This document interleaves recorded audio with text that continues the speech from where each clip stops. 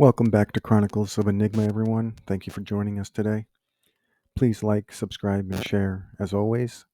Today we're on part 8 of a 10-part series going over Agartha and other underground realms. So far in the series, we've gone over the basic premises of Agartha.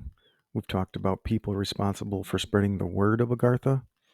We talked about examples of underground complexes. We talked about expeditions and reports of supernatural activity. We went over Shambhala, we discussed Shambhala's legacy, and we discussed other historical underground realms. In today's episode, we're going to be covering cultures with reptilian humanoid myths. That's a big list. Boreas, Northwind, I summon you. Boreas is the Greek god of the cold north wind. He is often depicted as a winged man, and in some versions, he has serpents instead of feet. Boreas played a significant role in Greek mythology as one of 4 anemoi wind gods controlling the north wind. Cecrops I was the mythical first king of Athens. He is described as being half man and half snake, with the lower body of a serpent. Cecrops is an important figure in the early legends of Athens, and his hybrid nature symbolizes the connection between humans and the earth. My people turn to Chaac. Chaac is the rain god of the Mayan civilization. He is typically depicted with a human body, often showing reptilian or amphibian scales. Chaac is also associated with bringing rain and fertility to the land, making him a crucial deity in the Mayan culture and agriculture. Dragon kings are creatures from Chinese mythology, sometimes depicted as reptilian humanoids. They are associated with water and the seas and are believed to have the power to control the weather and protect underwater treasures. In some versions of Islamic mythology, the jinn are described as alternating between human and serpentine forms. Jinn are supernatural beings in Islamic mythology, possessing free will in various forms, including both benevolent and malevolent entities. Jinn is free. Jinn could do anything. In Hindu and Buddhist mythology, Naga kings are powerful serpent deities that reside in the underworld or under the seas. They can take both the form of serpent and human, and are often associated with water and fertility. Echidna is the wife of Typhon in Greek mythology. She is portrayed as half woman and half snake, often considered to be the mother of all monsters, due to her role in giving birth to many famous mythological creatures. Fuxi and Noah are serpentine founding siblings from Chinese mythology.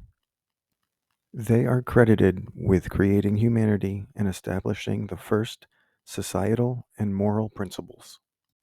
Glycon is a snake god in ancient Roman times, known for having the head of a man and the body of a snake.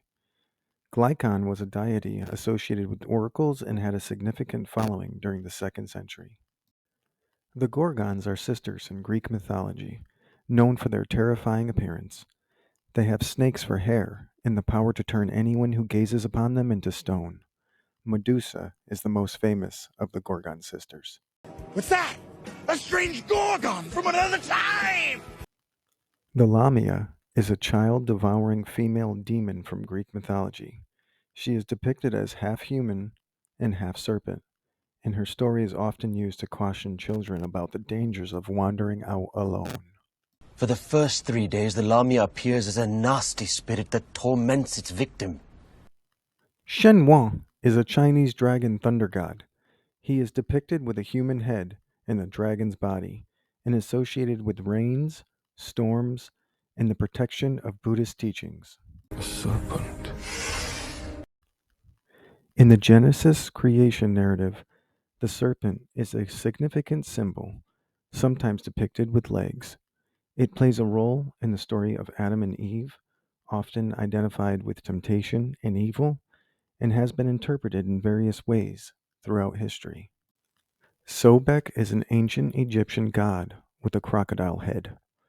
He is also associated with the Nile River, fertility, and protection.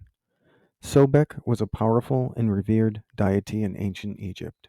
Yeah, a few thousand years ago, there was this cult, the Temple of Sobek. Tlaloc is an Aztec god depicted as a man with snake fangs. He is the god of rain, water, and fertility, and his worship was crucial for agricultural success in the Aztec society. Here comes Typhon! Typhon is often referred to as the father of all monsters in Greek mythology. He is described as having 100 snake heads or a serpent lower body and was a formidable opponent in the gods of Olympus.